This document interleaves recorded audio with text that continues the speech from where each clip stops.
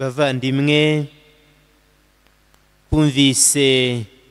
tumaze kumvira ijambo ry'Imana ritumurikira, ritufasha kugira amizero kurushaho, kugira ngo irisengesho ryo gusabira umushumba wacu turikora no kwemera.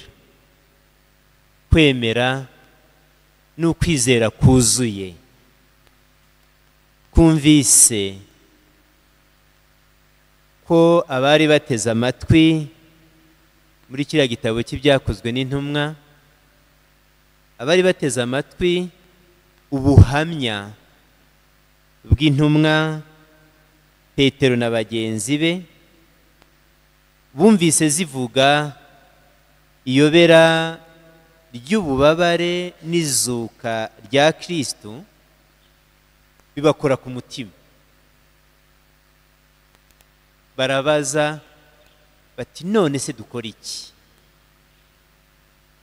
Ko Yezu Kristo yababaye, ko yazutse, none dukora iki? Ikibazo cyiza, ikibazo cy'ukwemera, ikibazo cy'umuntu wemera. Biratwereka ko burya koko izina rya Yezu Kristo rifite ububasha. Kurivuga bikora ku mutima, umuntu akibaza, bikamutera guhinduka. Biratwereka ko burya koko Pasika, ukuzuka kwa Yezu Kristo atari inkuru isanzwe, ni inkuru nziza ikora ku mutima, ikora ku mitima y'abantu. Biratwereka ko Roho Mutagatifu abanza gutegura imitima kugira ngo uwumva iyo nkuru yibaze, yumve kurushaho icyo Yezu Kristo yapfiriye, icyo bivuze kuzuka kwa Yezu Kristo mu mibereho y'abamwemera, ko ari ubuzima. Yapfiriye, yapfuye kugira ngo aduhe ubuzima, kugira ngo tugire ubuzima muri we.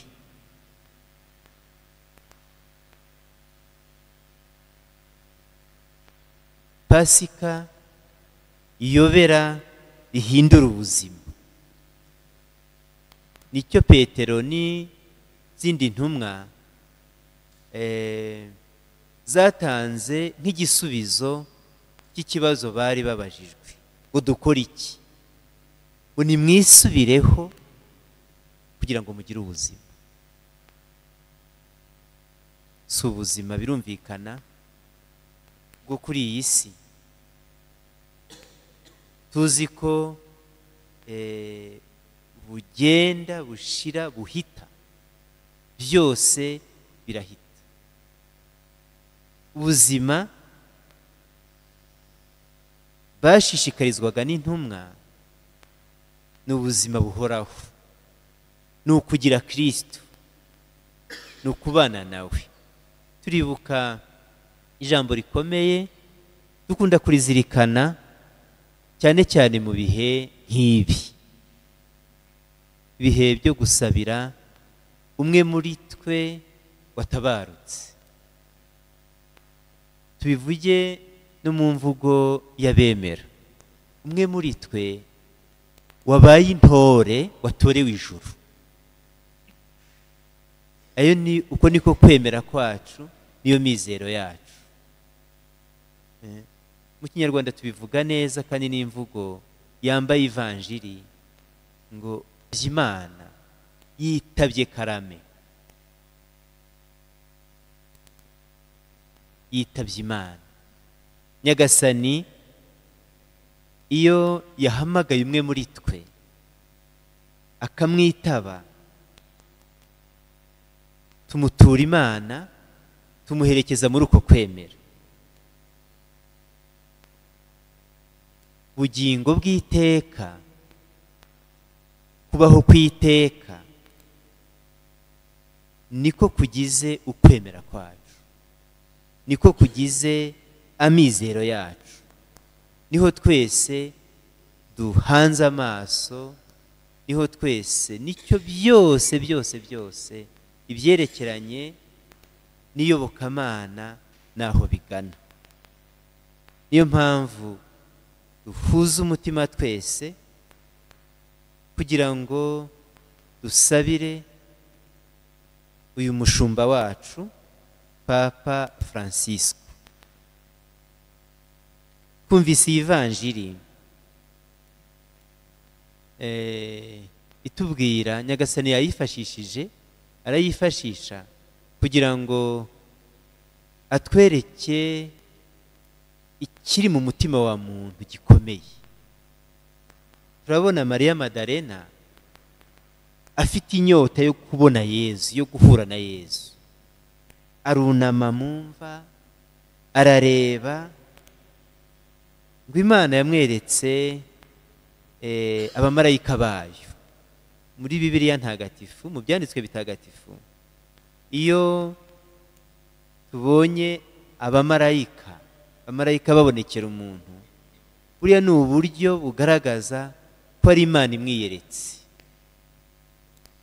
Abamarayika babiri baramubonekera, baramubaza bati turashaka iki?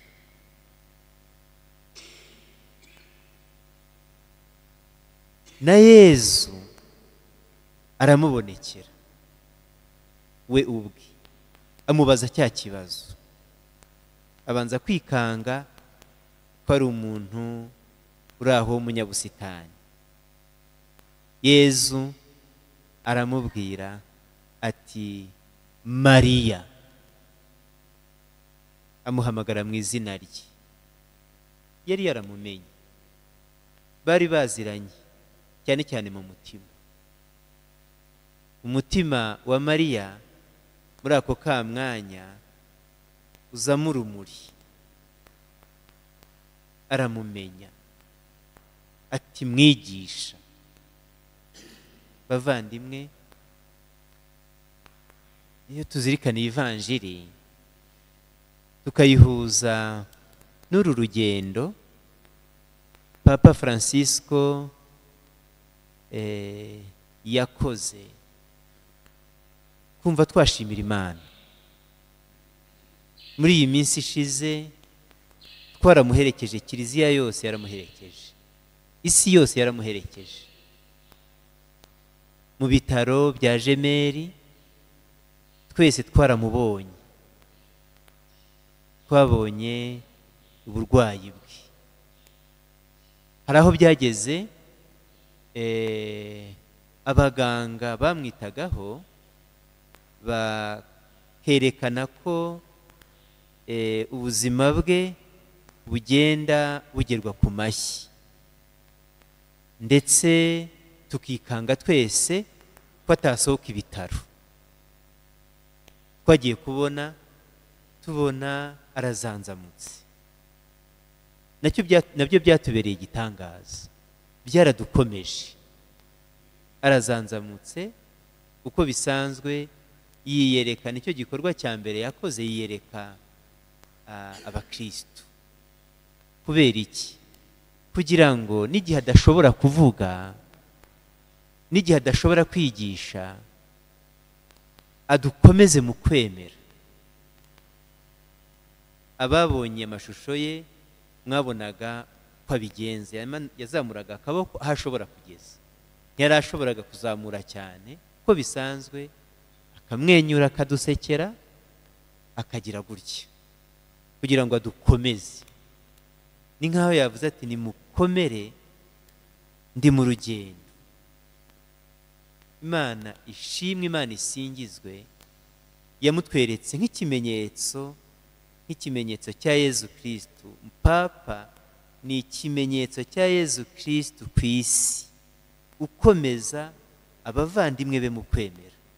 No kuri Pasika, umunsi wo guhimbaza ukubaho kw'iteka, umunsi wo guhimbaza umutsindo, umunsi wo guhimbaza icyo twese turangamiye, twese turangamiye.